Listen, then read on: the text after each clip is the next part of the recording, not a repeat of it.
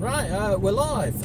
Yeah, hello everyone. Today we're off on a road trip to Lincolnshire to go and meet a guy called Mark with another Kona, EV Life UK. He posts on YouTube as well. So if you haven't seen his videos, check out his channel, EV Life UK. So yeah, I thought I'd share the journey. We've set off with 100% charge in the car. Got plenty of charge. We should be doing 200, maybe up to 220 miles. And hopefully, even with the heaters on, that'll be plenty of range and we won't have to charge. So that's what I'm hoping for. But what else can we talk about? What else can we talk about while we're en route? And if you've got any questions for either me or Susan, Susan's here with me. Cracker's in the back as well. Feel free to ask us some questions and we'll see if we can answer them for you. But in the meantime, I wanted to do a video a while ago, so I thought instead of doing a edited video, I'd do a live stream talking about the same thing, and that's about car prices, electric car prices. I saw a video from Zero Tailpipe, used to be Water Stink. He did a video on prices that were too expensive for his Ioniq. Hi Glenn! Hi Tony! Hello! Why aren't you working, Glenn? You shouldn't be online. I was thinking about the price of what he was saying about the Ioniq going up. When I was looking at the Kona, I was looking at potentially an Ioniq, and they were between 18 and 20,000. Well, they seem to be exactly the same price, if not more. And the Kona's gone up in price. And according to Jonathan Porterfield on ecocars.net, they've gone up as well, haven't they? The Leafs, 24 kilowatt hour and the 30 kilowatt hour. All electric cars seem to be going up in price. And yet, you then see some adverts for someone saying, like, Volkswagen are going to be bringing out the... Okay, I won't. You rumbled, Glenn. Yeah. You see Volkswagen with these adverts saying they're going to have the T-Roc or something at £18,000, and they're going to sell their new ID card, or Neo, whatever it's going to be called, for the price of a diesel Golf. And you know, I don't see it. My prediction is electric car prices are going to keep going up and or stay the same. They are not going to come down. So those people waiting for better supply of batteries, cheaper batteries, and that will make electric cars cheaper, I don't think it's going to happen at all. And the reason I think that's the case is because the car manufacturers need to make a profit. The last time we had a recession here in the UK, several manufacturers almost went under, and they went cap in hand to the government asking for money. The government introduced the scrappage scheme, they sold lots of cars, and basically they survived. If interest rates go up a little bit, and if the car manufacturers don't sell enough electric cars because they haven't converted their production lines across to electric quickly enough, then I think they'll struggle financially, in which case some might go under. But the net effect of that is they can't afford to sell their cars cheaply. So even Volkswagen, who are promising a car for the masses, what have they actually said? They've said that they will sell their electric car, their new one coming out, for the price of a diesel Golf. Well, that's not going to be the 20,000 entry price for the S model Golf diesel.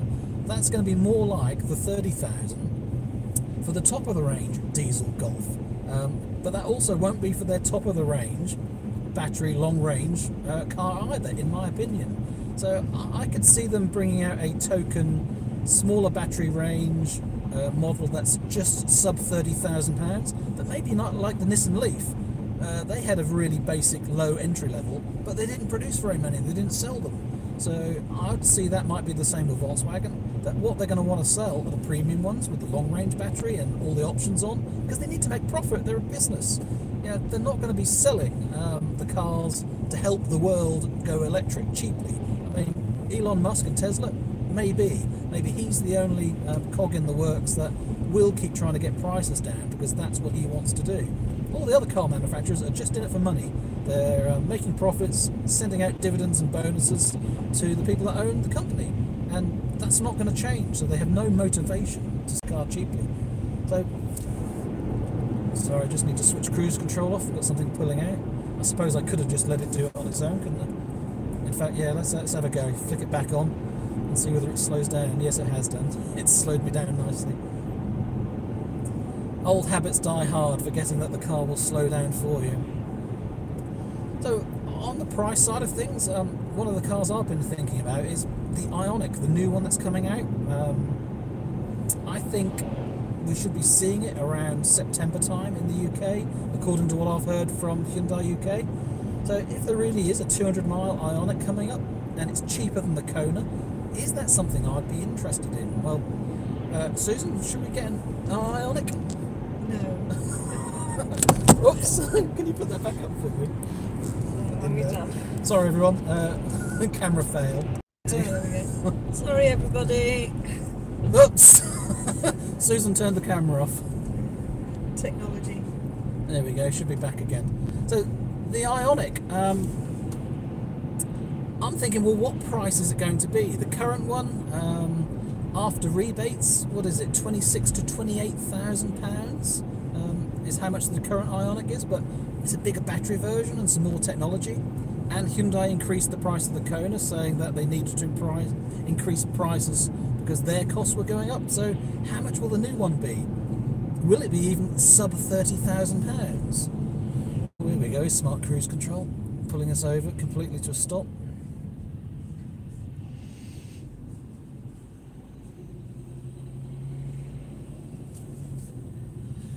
I don't think so. I think the camera's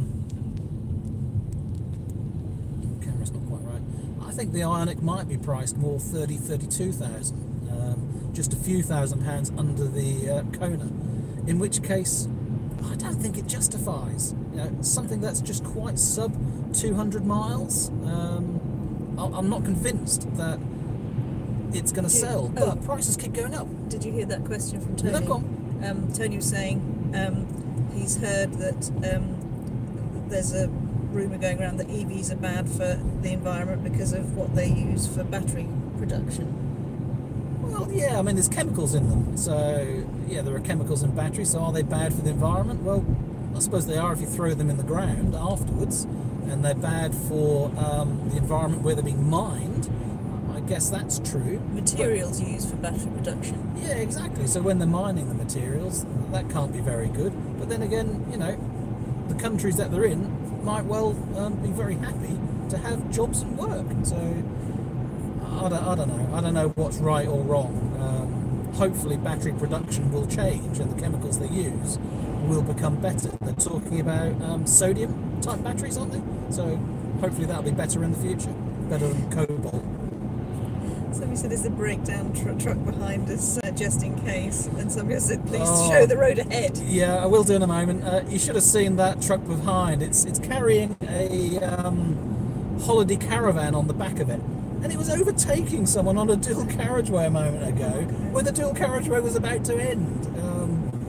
It was unbelievable. Anyway, camera, where's that? Don't let me touch it. There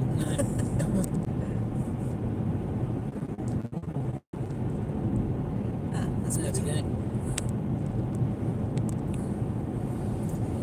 So there you go, you don't have to see my ugly face anymore. We're on the A47 coming up to Necton.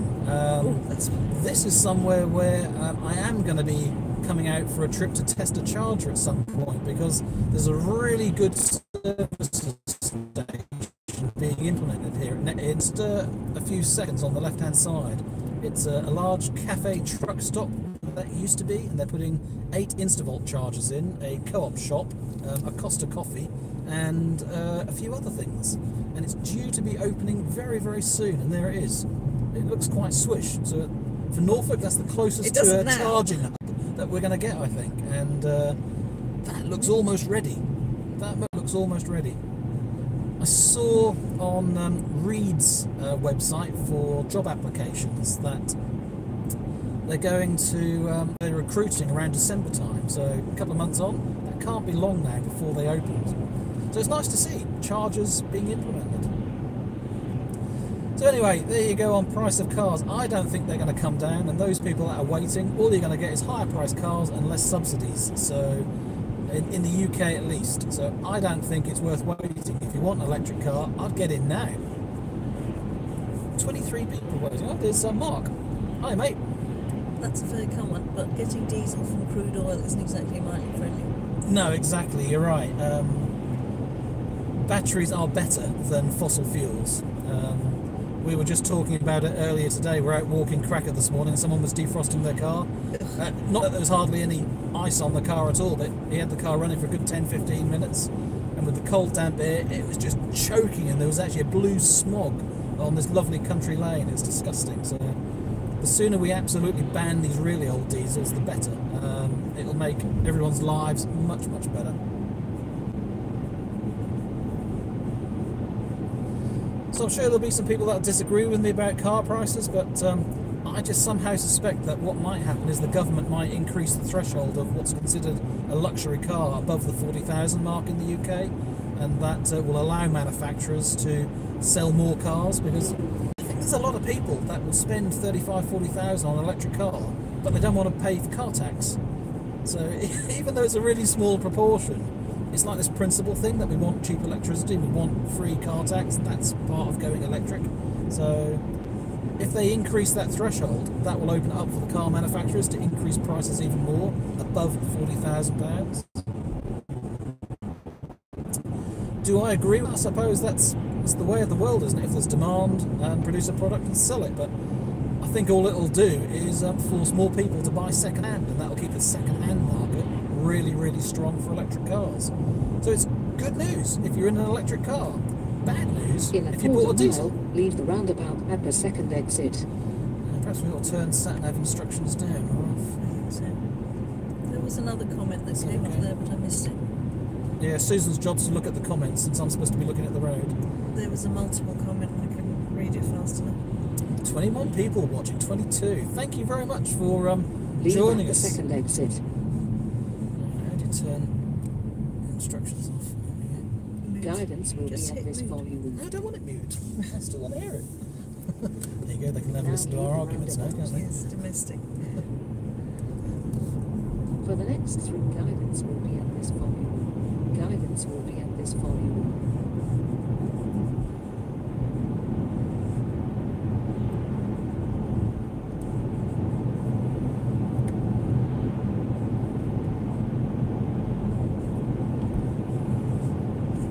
That's nice to see. Climate control percentages I've just looked at on the screen.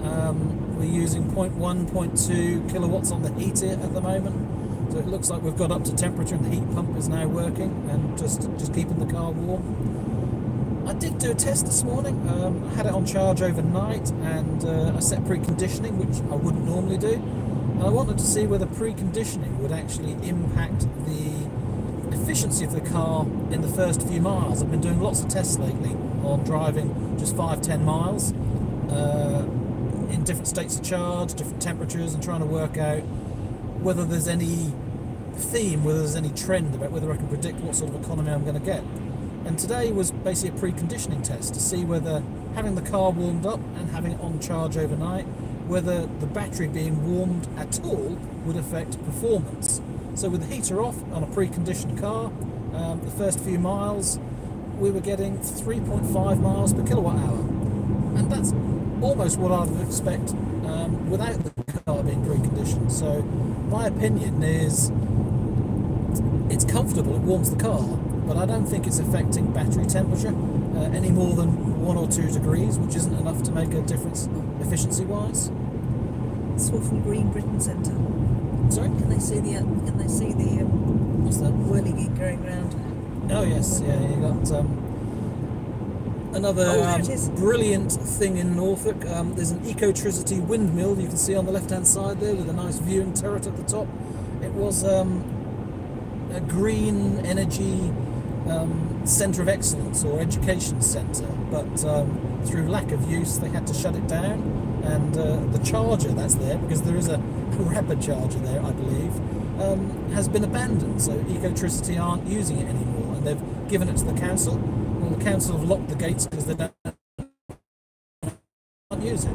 So isn't that great? Yeah, we've got Ecotricity charger in a great place that we could use on the A47, and it's not available for use because between Ecotricity and the council they can't work it out to make it available. It's not important to somebody. So a great shame. At least what have we got? Sat in a Fev Nero the other day, and just like you, was impressed. Just have to wait 6 years for me something most of electricity network has been abandoned. Hi, AT Queen. Yeah, seen your comments, recognise the name from the videos. Thank you for watching. And I missed the comment underneath. Who was that? Does something. I'm sorry if I'm missing any of your comments and questions. Failure of the live YouTube app. Your messages flash up, and then within a few seconds, they're gone. And there doesn't appear to be any way to display them historically, so we can go back to them. They all seem to come up together as well. Yeah, so Susan's failing. It's her job to read all these really fast. Can we increase the font size, please? Oh yeah, put them in capitals, shout, and then we can read them. I'm blind.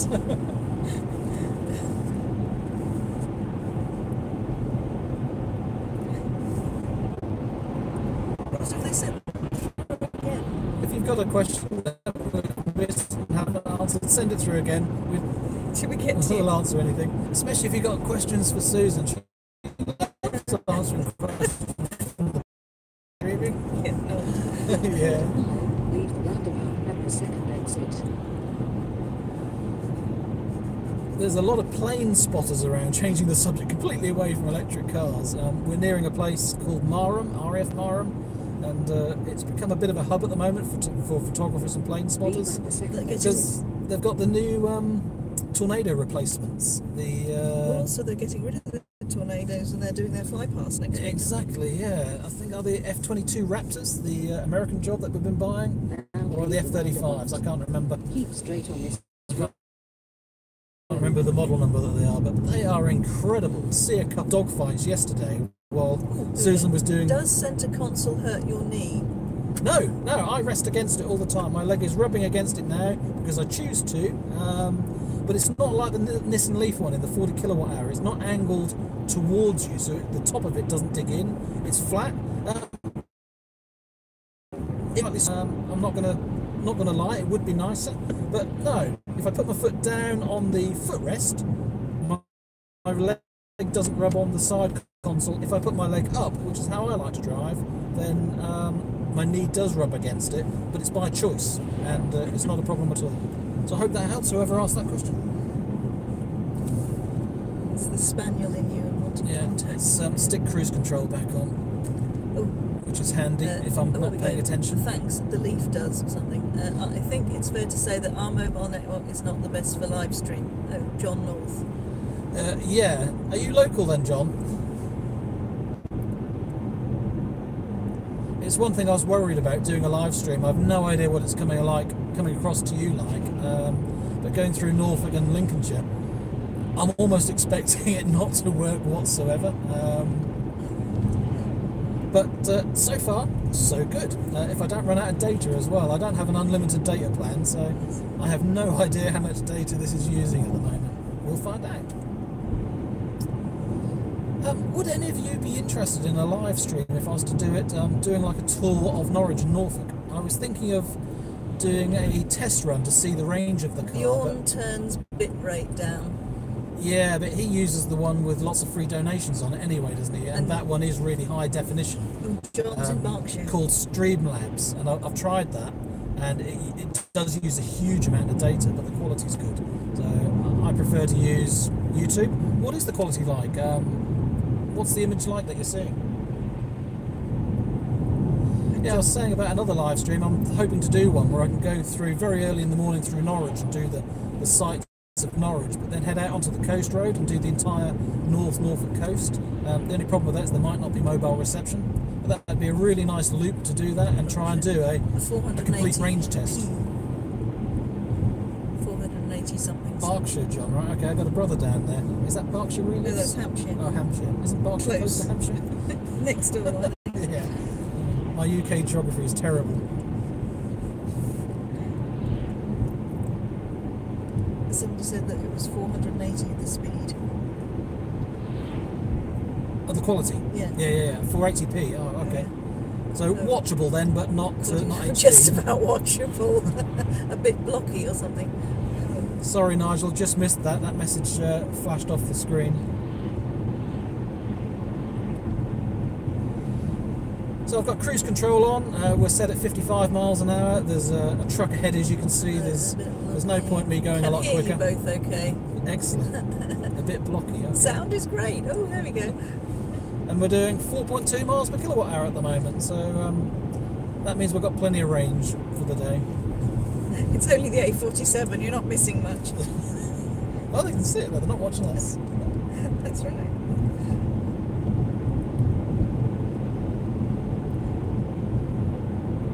I was quite surprised with live streams when I was doing some research about whether to do it. Good to see a live stream video is good enough for viewing the road. Yeah, cheers. I was researching Beyond's videos and seeing why he does them, and I couldn't understand, apart from you can see he gets lots of donations through, so he's doing it for the money. But he was saying in one of his videos that the reason why he does it, there's a lot of people that basically turn his channel on while he's live streaming, and they have it as like white noise in the background. You know, while they're doing the ironing, or while they're doing something in the house, or while they're doing something else. I mean, it does sound. Sometimes a lot of people do turn the telly on and just have it on in the background, or the radio. Aren't I lucky? I can have this all the time, and I don't even have to subscribe to any channels. One of the things I'm hoping to do with live stream in the future is I want to do a lot more touring with Susan, and we're going to try hotels and bed and breakfasts that have chargers and do videos reviewing their facilities and their charging capabilities. So doing a bit of live streaming while we're going there to share the view of the area, etc. I think I'd like to do some of those things. But live streaming is weird. I don't know if any of you guys have tried it before, but the moment you're switching the camera on, you think, oh God, what am I going to say? And then by the time you look at the camera, you've been yabbering on for half an hour and haven't worried about it. 7 minutes to go. Yeah. I watched a really good live stream a few weeks ago from Jonathan Porterfield. It's just one that he was doing while he was driving around in Orkney, showing you some of the wind generating facility places and sheepy pigs. And if you haven't seen the video, go and have a look at his website and his YouTube channel and find the video about sheepy pigs. Absolutely unbelievable. So if Jonathan ends up watching this at some point, I really enjoyed that video you did, Jonathan, so thank you. I don't think we've got sheepy pigs in Norfolk. No, you think it's some sort of scientific experiment that someone did, and it's half sheep and half pig, but no, apparently it's a real breed.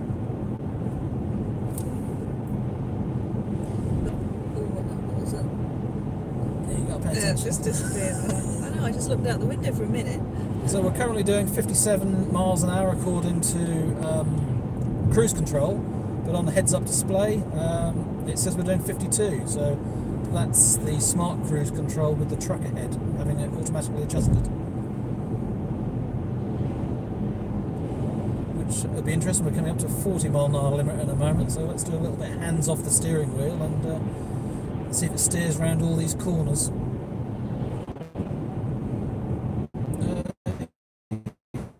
Yeah, a little bit, and it's going around all these corners. Although it does, oops, it does hug the left a little bit too much for my liking. I wonder if that's adjustable. I might ask my dealer whether the radar sensors are adjustable at all, because this one's just, it hugs the inside lane just a little bit too much for my liking. I'd prefer an inch or two further into the road. You're not looking at the messages. Sounds good. Tempted to do a live stream of my Triumph rebuild to show how not to do it. Triumph? What, a car or a bike, John? Had a Triumph Spitfire in my life before, but never a Triumph motorcycle. It's annoying when those messages come up, isn't it? You don't get to see them. Could you know how people build their own cars? Could somebody build an electric car? If they say, you can see the messages. That's good. Super chat, live chat. Okay. Did you hear what I just asked? Yeah, they do. There are some companies that do electric car. Could they do a custom building? Yeah, and they basically do classic cars. So they're turning like E-Type Jags and Triumph TR6s and stuff like that, and some really nice classics into electric cars. What a great use of a car, especially if you put new brakes and that sort of thing in, because it's the mechanics of the old cars that let them down. So here's a question for you all out there. If you were going to convert a classic car and turn it into an electric car, which classic car would you choose to do it in? What about you, Susan? What would you go for? Oh, that's far too. Well, I'd have to have a Mini Clubman. An old original Mini Clubman. Right. I would probably go for what was the old Ford Granada type that used to have a curved coupe back to it? They did a really old one like that back in the 70s. I'd probably want to do one of those. Get your Capri back. Oh, Capri, that'd be another good one, yeah. Mine hugs to the left too, Glenn, yeah. It's TR6. Oh, yeah. You can get a lot of batteries in a TR6 though. That's why I was thinking of the Granada size, that you could get quite a bit underneath it, so you might have a half decent range with it.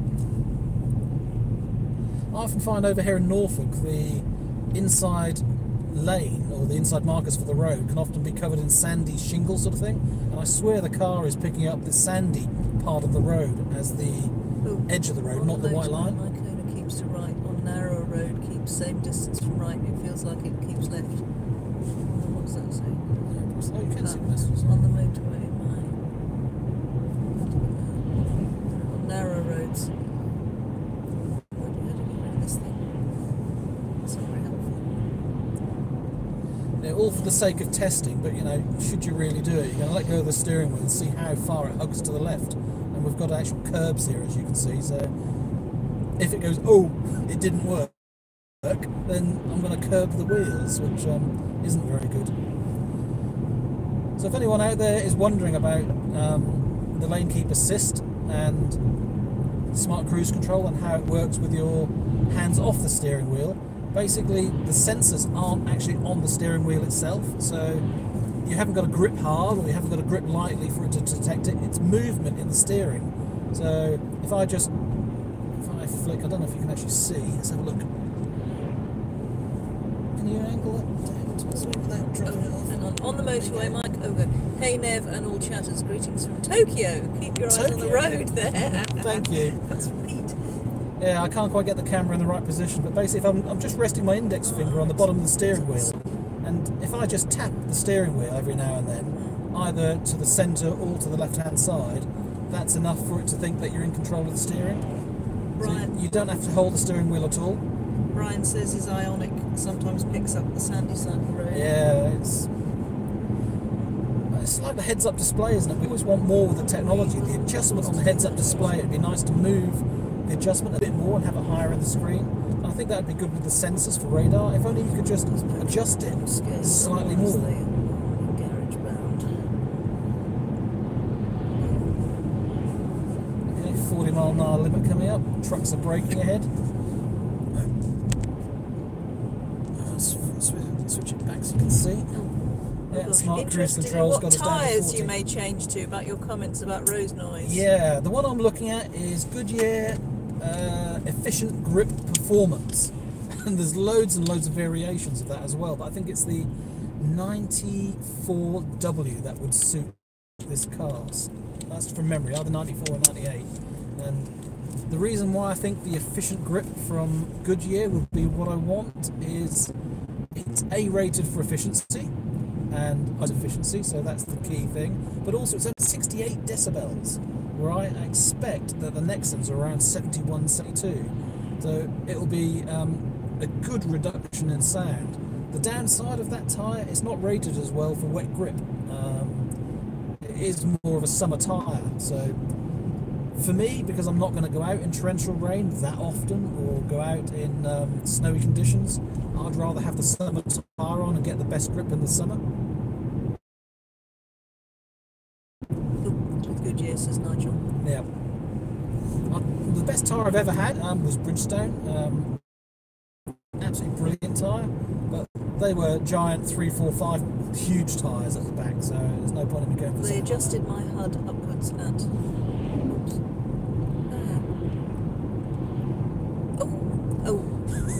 Exactly, they adjusted my HUD upwards at 10k, service now usable. Yeah.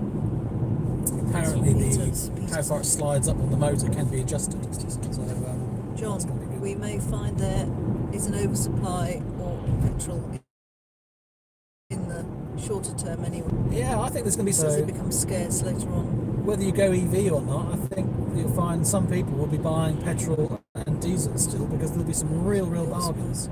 Petrol in the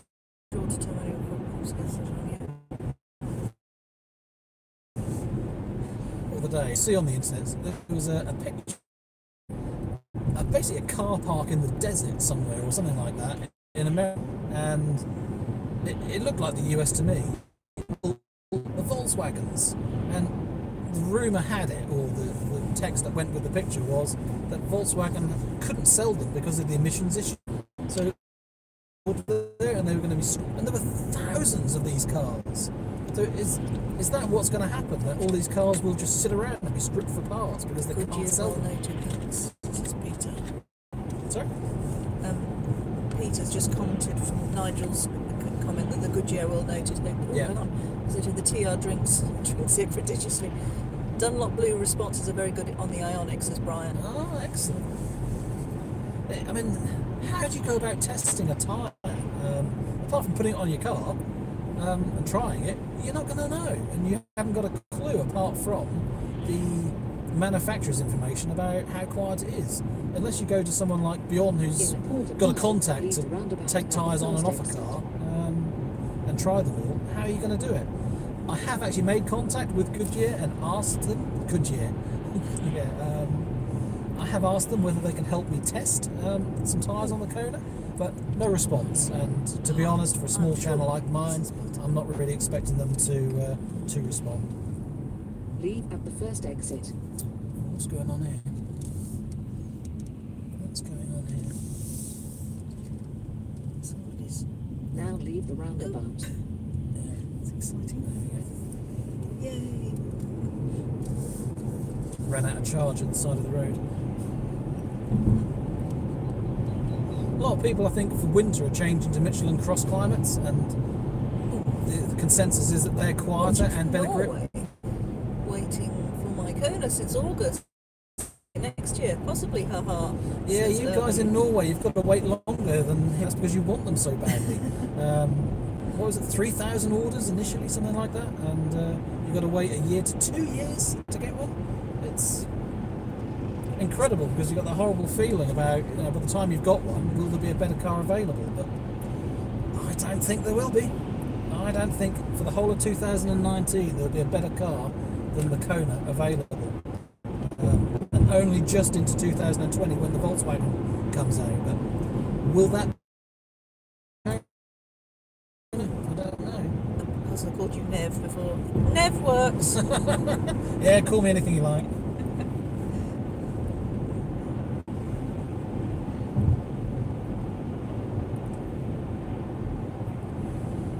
One of the other discussions that Susan and I have quite often is, should we buy an eyepiece? Is it noisy? Says Ken. Is what noisy? Well, the car? No, it's lovely and quiet. Hopefully you can hear whether it's noisy or not. Kona Electric due in a few months in Australia. Oh, fantastic. That's a landmark. So is having an electric car in a warm climate, is that better? You get better efficiency, but will it ruin the battery more?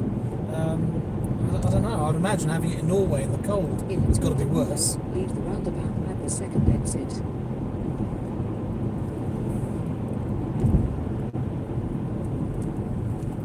I'll have to pay attention to the road here with an actual junction.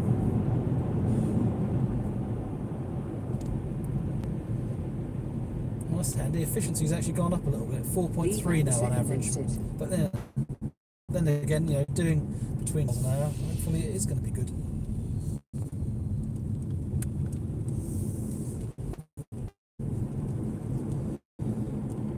There's one of the problems with live streaming, isn't it? You've got to drive really nicely and well and use your indicators, otherwise you'll get crit. Straight on this road. Half the time we're doing the videos, I wonder what it's like if Mr. Plod has a look at them, because I'm sure some of the time I'm not doing things I'm supposed to. Like 0 to 60 tests.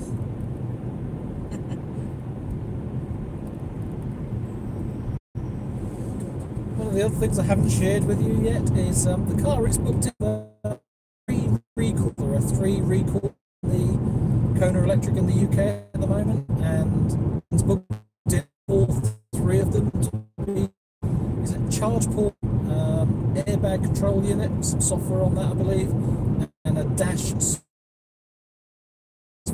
And I've asked the dealer whether they've said there is, so I'm going to get that done at the same time. I was reminded this morning how much I'm looking forward to preheating an EV. think will reign preheat. I mean, if you're in a climate where it is frozen all the time, or you live in Scotland perhaps I can understand, but it frosts over here in Norfolk so few times, and the Kona is so quick to defrost. I don't know why you'd want to preheat and consume the electricity. This morning for me was a little bit unique because there was enough sunshine out, and I was effectively preheating on solar power. Don't mind that. We had a lovely warm car, so that was nice. If it only takes a minute to warm up, is it really worth it for the extra cost and effort? If you're charging your car overnight, then what's that for preheat, I suppose, and having it preconditioned? But I don't think I would specifically go out to the car and turn preheating on. And I can't the night before because we never know what time we're going. So I don't think we'll at all. The thing that I'd like the app interface for is I would definitely like a mobile phone app to be able to see what the charge percentage and range on the car is. That I would like. And yeah, a little bit of a heads up for you. I should be doing a video in about a month's app that will be Kona Electric for checking out the range on the car and the percentage, and also preheating. So I'll be showing you that later, but I can't tell you too much about it. Has anybody else had their car in for the recall? Yeah, loads, but loads of people seem to be sending it in for one item, so it'll probably have to go back in for another one. It seems to be very flat countryside. It says, what, any Regen? We're in Norfolk! It's a very good point. I was actually in Regen 2, and I should... Oh, sorry, it was a serious question. I should be in 0, coasting, shouldn't I? Flat road. There's Lynn. We've just gone past King's Lynn. It's the Wash. So this area, no doubt, was the ocean at some point, many centuries ago. It's flat. It's going to get even flatter as we enter into Lincolnshire, so don't expect too much. And no, I haven't seen any Regen for a long, long time. But naughtily, I didn't have coasting on. I was heading there with auto recuperation too, when I didn't need it.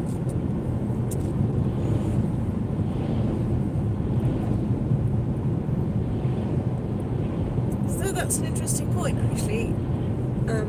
So if flat roads or hilly country, is that better for an electric car? If you've got Regen potential, or do we know that yet?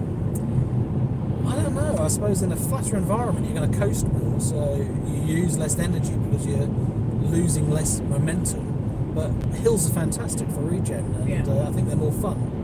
There's a really good hill in Norwich near Mousehold Hill, something like that it's called, and it's I'd probably say about a 2-mile hill, winding roads going down. And what I'm planning on doing at one day is going to the top and going down in, say, Regen level 2 and seeing what I get on efficiency just for that loop, then turning around and going up in Regen level 2 and seeing whether Regen level 2 going uphill is better than, say, coasting.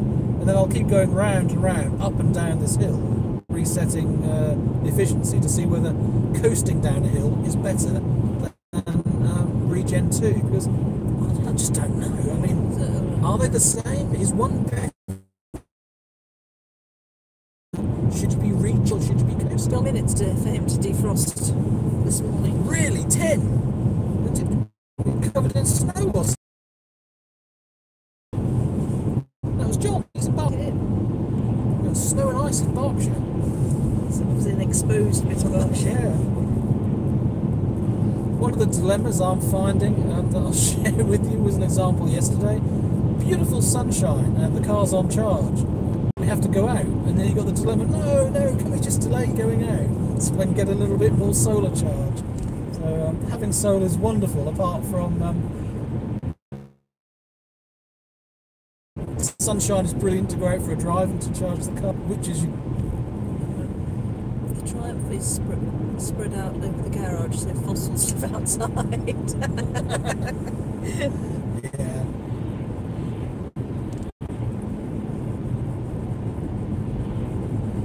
like Guy Martin then bringing the motorbike indoors and doing the engine rebuild on the kitchen table.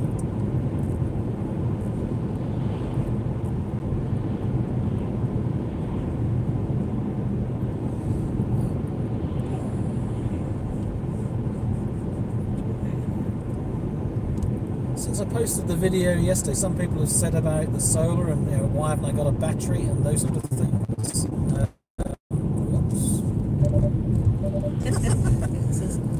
Oh, has our electric bill gone up, says Rod?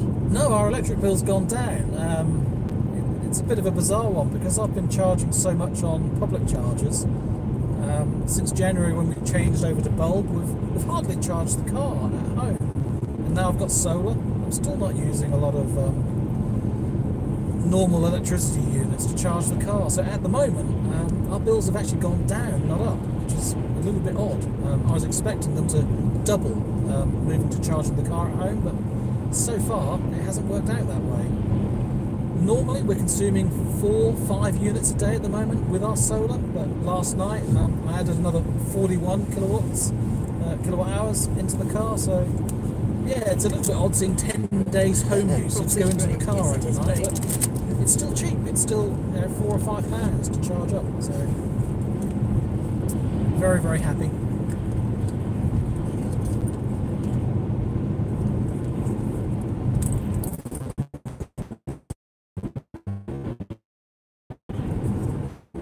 Got a more winds. What's that? A gas power plant right next to some wind turbines. I don't know if you actually see that far enough ahead on the camera, but that's what we've got. I think that's Spalding gas power plant. Yes, I think you can just get them.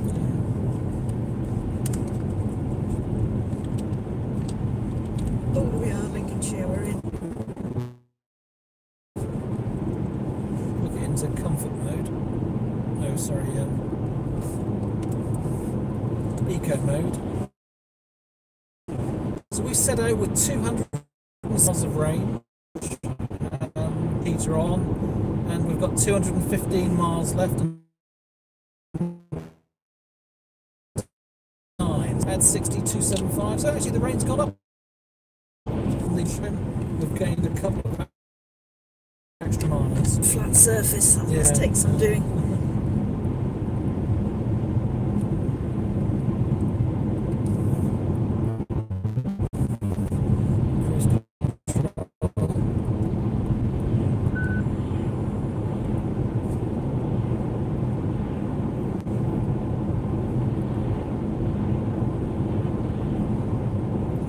Done 3/4 of an hour.